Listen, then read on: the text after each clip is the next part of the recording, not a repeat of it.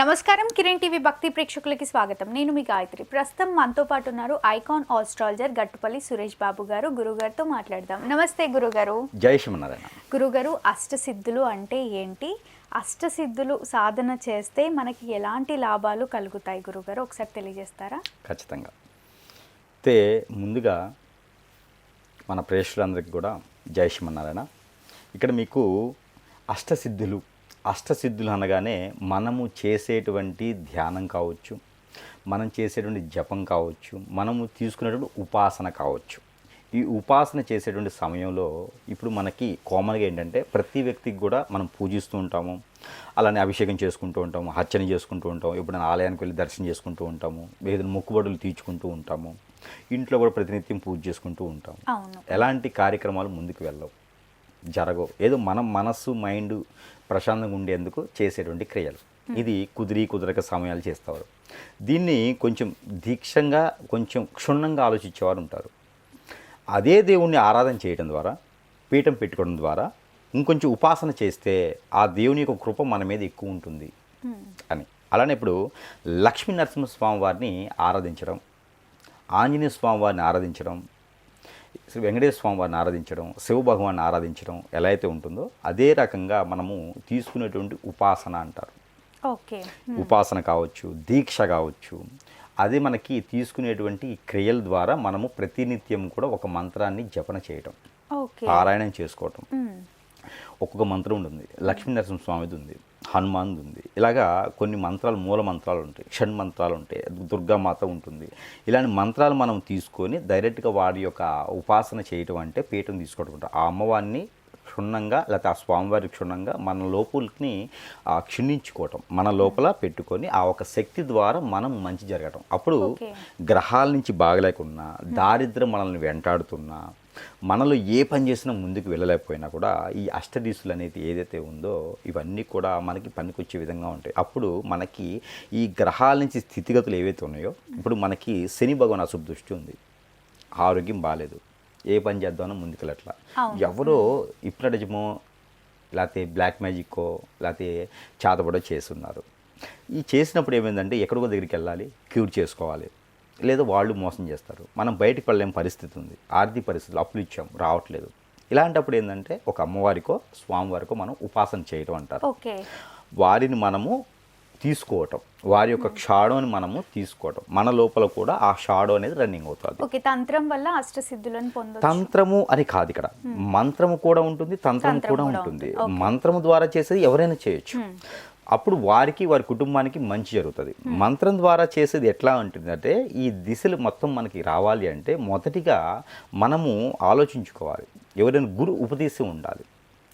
ఈ గురు ఉపదేశం ఎలా ఉండాలంటే ముందు వినాయక స్వామి వారిది, లేకపోతే మనకి కట్లు అంటారు. మనల్ని ఎలాంటి చెడు క్రియ కూడా మనల్ని తాకకుండా ఏదైనా మంచి సమయం చేసినప్పుడు, ఇప్పుడు మనం చూసినట్టయితే కనుక ఏదైనా యజ్ఞం చేయండి, యజ్ఞం చేసినప్పుడు మంచి మంత్రోచ్చారణలు ఉన్నప్పుడు గాలి రావటమా, వాన పట్టమా, ఎవరైనా వచ్చి డిస్టర్బ్ చేయటమా చేస్తుంటారు. ఎందుకంటే మంచి జరిగే దగ్గర అక్కడ జరగకూడదు మంచి అని చెడు శక్తులు ఎంటాడుతూ ఉంటాయి. అదేవిధంగా మనము ఏదైనా స్వామివారిది కానీ అమ్మవారిది కానీ దీక్ష తీసుకున్నా, ఉపాసన చేసినా మనకి వశం చేసుకోవాలి, మంచి సంకల్పం ఉంటుంది. అమ్మవారు మనం తీసుకోవాలంటే సంకల్పం అనమాట. గురు ఉపదేశం తీసుకోవాలి. ఆ గురు ఉపదేశం ఉండి కట్లు వేసుకోవాలి, మన చుట్టూతా కట్లు వేసుకుని చేసుకున్నట్టయితే కనుక మనం చేసేటువంటి ఉపాసన కావచ్చు, పీఠం కావచ్చు, మంత్రం కావచ్చు, ఇవన్నీ కూడా ఏంటంటే స్వస్యశావలంగా మనకి ఆ షాడోస్ని వస్తాయి. అది మనకి 11 రోజుల, 7 రోజుల, 21 రోజా, 30 రోజుల, 41 రోజా ఇలా కోర్సు ఉంటుంది. ఒక రోజుకి 1200 సార్ల, 1000 సార్ల, 10,000 సార్ల ఇలా మంత్రానికి సంబంధించినట్టు ఉంటుంది. అంటే ఇప్పుడు నమో నమ నారాయణ ఇస్వాహ అని ఉంటుంది. ఈ మంత్రము ఓం నమో నారాయణ ఇస్వాహ అనే ఒక మంత్రం ఉంటుంది. ఇది నారాయణ స్వామి ఏం చేస్తారా అంటే మనల్ని ప్రజా పాలకులుగా చేస్తారు. నారాయణ స్వామి మనల్ని ఏం చేస్తారు అంటే కనుక మనల్ని ఉత్తీర్ణులు చేస్తారు, ఎగ్జామ్స్లో పాస్ అయ్యేలా చేస్తారు, గవర్నమెంట్ జాబ్స్ వచ్చేలా చేస్తారు, ఇల్లు వాకిలి పొలాలు స్థలాలు అన్నీ మనకి ఏర్పడేలా చేస్తారు. ఆయన మనకి పాజిటివ్ పంట పొలాలు పండించేలా చేస్తారు. మనము ఆ మంత్రం చదువుకొని పంట భూముల్లోకి వెళ్తే వజ్రాలు వైఢూర్యాలు పండుతాయి, ధనధాన్యాలు కాదు వజ్ర వైఢూర్యాలు పండుతాయి. అంత పాజిటివిటీ ఉంటుంది. మనల్ని కొట్టాలని ఎవరైనా వచ్చి మన మీద చాడీలు చెప్పాలని ఎవరైనా వస్తే కూడా వాళ్ళు కూడా మనల్ని చూడగానే వెళ్ళిపోతారు. అయ్యో ఈయన అని వెళ్ళిపోతారు. మంచి పనులకు ఉపయోగించే మంత్రం ఇది. అలా మంత్రాలు ఉంటాయి. ఇలాంటి మంత్రాలు చాలా ఉంటాయి. హనుమాన్ ఉంటుంది, ఇంకా చాలా చాలా మంత్రాలు. అవి ఒక గురువు చేత ఉపదేశం తీసుకోవాలి. ఓకే.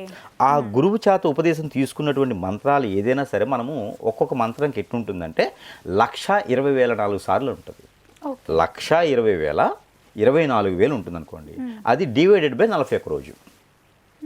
ఇలాగ మనం ఒకే సమయంలో కూర్చోవాలి. ఒకటే బట్టలు ఒకటేలా ఉండేలా ఉండాలి క్లాత్లు. ఈ ఉపాసన తీసుకుంటే మనకి అనుకున్నటువంటి స్థానంలో ఉంటుంది. ఆ ఒక ఉపాసన మనకు వస్తుంది. ఆ ఒక షాడోస్ ఉంటాయి. ఆరు మనకి కనిపిస్తారు. 11 రోజులు చేయగానే వాళ్ళందరూ కూడా మనకు కనిపిస్తారు. నేను వచ్చేసాను, నేను మీకు ఎలా చేయాలి, నేను మీకు ఏమి ఒప్పందాలు ఉంటాయి అనమాట. మీకు ఏం కావాలంటే ఏం కావాలని ఒప్పందాలు ఉంటాయి. అవి మనకి మంచి పనులు చేస్తామంటే మన మైండ్లోను, మన చెవుల్లోనూ, మన మెదడులోను, మన కళ్ళలోనూ చెప్తూ ఉంటాయి. అవి మన నోట్లు మనకి నాభిలో నుంచి చెప్తూ ఉంటాయి.